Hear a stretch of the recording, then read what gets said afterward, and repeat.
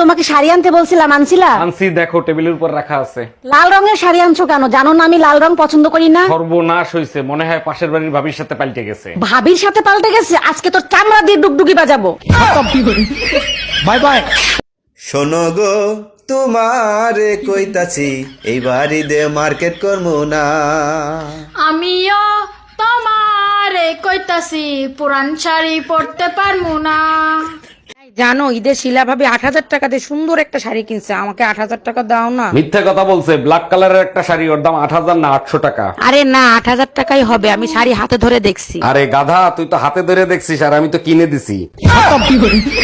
By bye, tata, good bye, Gaya.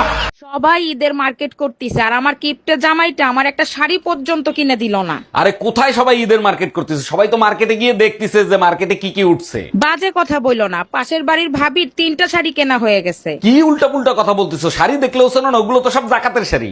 আমারে কি পাগল বুঝাও? এই তোমারে কে ফোন দিছে? লাউড দিয়ে রিসিভ করো তো। হ্যালো, অরুণ ভাই, আপনি আমাকে কি শাড়ি দিছেন? যে দেখি সেই বলে জাকাতের শাড়ি। Bye bye, tata. ঈদের মার্কেট তো করে দিলেন, আমাকে একটা ড্রাম আর 2 বস্তা সিমেন্ট কিনে দিতে পারবা? অবশ্যই কিনে দেবো, তার আগে বলো ড্রাম আর সিমেন্ট দিয়ে কি করবা? কেন তুমি শুনো নাই জামাইয়ের এক কাইটে ড্রামের ভিতর ভইরে সিমেন্ট দিয়ে আটকাই দিচ্ছে। আচ্ছা ঠিক আছে, চলো, সাথে একটা বড় ডিপ ফ্রিজ আর বড় একটা সুটকেসও কিনে নিয়ে আসবো। 10,000 টাকা নিয়ে গেল ডাক্তার দেখানোর জন্য, মার্কেট করে নিয়ে আসলা কেন? ডাক্তার বলছে আপনার যে রোগ হয়েছে মার্কেটিং করলেই ঠিক হয়ে যাবে। ও আচ্ছা, তা মার্কেটিং করার পর এখন তোমার শরীরের কি অবস্থা? বিশ্বাস করো, মার্কেট করার পর থেকে একেবারে সুস্থ হয়ে গেছি। আমার জন্য ঈদের শাড়ি তোমারে কে আনতে বলছে?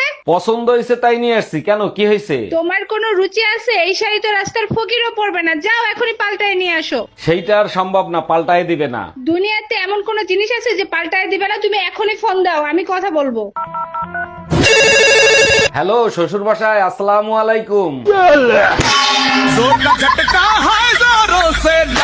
ভাইজান, এটা আমার ঈদের শাড়ি, কেমন লাগতেছে বলেন তো? সুন্দর লাগতেছে ভাবি, কিন্তু জাকাতের শাড়ি আপনি কোথায় পাইলেন? জাকাতের শাড়ি হবে কেন? আমার জামাই 10,000 টাকা দিয়ে কিনে দিছে। এইবার বুঝতে পারছি ভাই এমপি সাহেবের বাসার সামনে কি করে। আজ বান্দরের বাচ্চা বাসায় আসুক।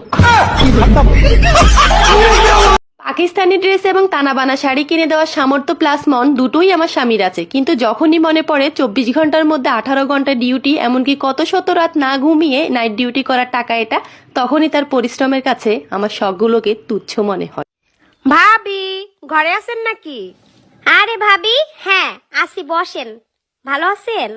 হ্যাঁ ভাবি, আলহামদুলিল্লাহ ভালো আছি। এই তো আপনার ঈদের শপিং দেখতে এলাম।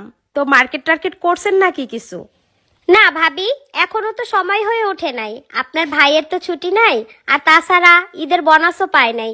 ঈদের বোনাস পাইলে তখন করব ইনশাল্লাহ। কি বলেন ভাবি, এত দেরি করবেন? তাহলে তো আপনি মার্কেটে নতুন কিছু পাবেনই না। সবাই আপডেট সবকিছু কিনে ফেলে শেষ করে দিচ্ছে। এরপর তো শেষে পড়ে থাকবে এই যেগুলো চলবে না, মনে করেন কেউ নিচ্ছে না, দাম কম চলছে না, সেগুলো থাকবে। ভালো জিনিস কি পাবেন এত শেষে গেলে? কি আর করা ভাবি, এমনিতে ঘরে সবকিছু আছে, তেমন কিছু লাগবে না। এই সামান্য একটা শাড়ি টাড়ি কিনবো আর কি, যা থাকবে তাতেই চলবে। কি জানি ভাবি, আপনার তো দেখছি সেই আগের যুগের মতো স্বভাব। যাই হোক ভাবি, আমার এত ধৈর্য টর্য নাই। আমি তো অলরেডি অর্ধেক কিনে ফেলি। ঈদের শুভেচ্ছা রইল দোস্ত, ঈদ মোবারক। ঈদ মোবারক দোস্ত, শুধু ঈদ মোবারক দিলি, ঈদের দাওয়াত দিবি না? সরি দোস্ত, ভুলে গেছিলাম। ঈদের দাওয়াত রইল, ঈদের দিন বাসার সবাইকে নিয়ে চলে আসিস। আচ্ছা ঠিক আছে, তুই যখন এত করে বলছিস অবশ্যই সবারই নিয়ে আসবো।